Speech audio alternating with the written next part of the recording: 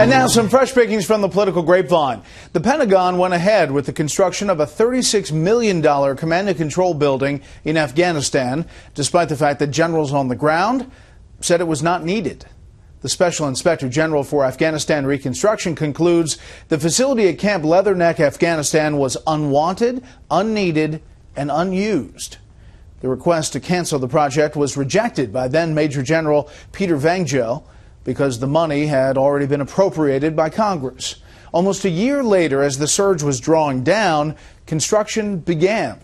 It was never used or occupied by the U.S. before being handed over to the Afghans. And some of those involved did their best to scuttle the investigation.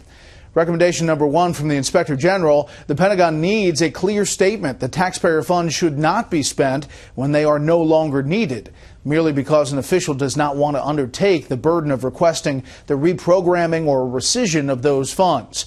The DoD rejected any disciplinary action against the officers involved. Zero tolerance strikes again, a 5-day suspension for a foam dart belonging to a New Jersey 5th grader.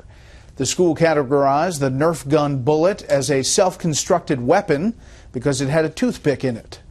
The child's mother was not pleased. Quote, "It's completely ludicrous. I could understand if he had the toy gun in class and tried to shoot someone, but he didn't." The school initially considered expelling the student, but settled on the suspension. Finally, a big cat problem in Washington state. Someone called 911 after seeing this: a tiger on top of an SUV. Pretty scary if it were real. Turns out a group of guys found a large stuffed tiger and, of course, strapped it to the top of their vehicle. Why not? The Columbian newspaper of Vancouver reports police showed up. They had a laugh, took some photos, and left.